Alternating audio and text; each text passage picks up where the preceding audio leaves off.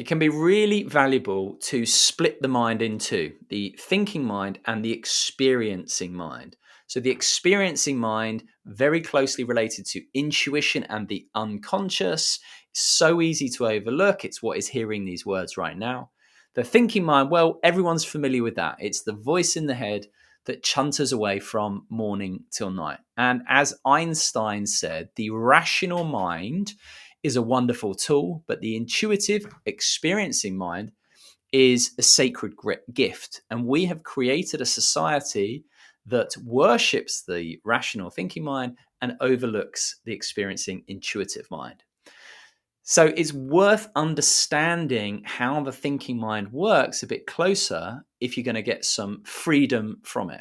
So if I say 5, 4, 3, 2, I imagine you will have had the thought 1 pop up. And that shows that our thinking mind is conditioned and it has momentum. And then there's a subtle distinction too, in that when that 1 pops up, it's not that you're saying it, it's more that you're hearing it. And that is a really important recognition, to recognize which side you're on. Now, the thinking mind basically works in terms of categorization and judgments. That's what it's doing all day long.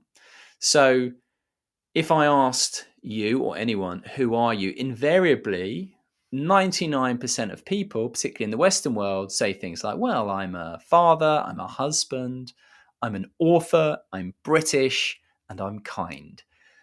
All well and good, certainly helpful at a dinner party, but all of those are just categories. You can only be British relative to someone who isn't British. If everyone in the world was British, that word would stop having any meaning. Similarly, kind is a judgment and a categorization relative to someone or something that is unkind.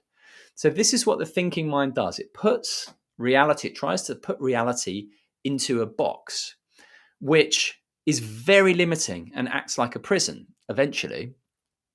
And we mistake the map, this categorization, for the territory, reality at large, because there is nothing actually out there in reality that is British. It's all in the mind. And so if I said to you, what can you see right now? You might say things like a door, a chair, a bottle, but you would be very unlikely to say space, because the thinking mind has got no real interest in space because it can't be categorized. Because it's not like there's space that can be compared to something that is not space.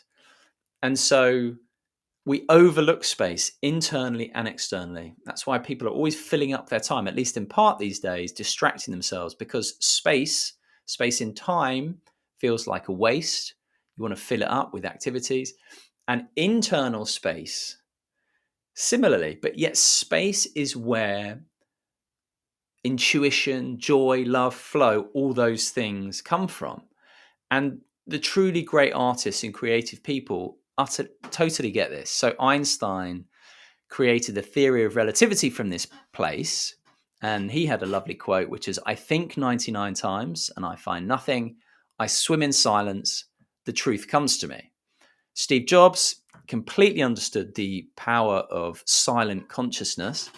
And he obviously invented the iPhone from that place, which has undeniably changed the world. And then even an athlete like Roger Federer talks about, when I find that place of peace and quiet, that's when you start playing your best. So peace, the still peace, is where it's at.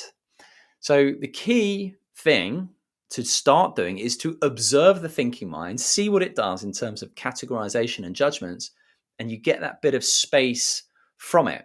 And then within that space, that creates room for all of these things, for want of a better word, that we really desire, but are actually at the source from where they come from. They are who we fundamentally are: love, truth, compassion, joy, creativity. It has to come from that space. And every time that you observe the thinking mind and you recognize, that's not me, you're basically briefly awakened.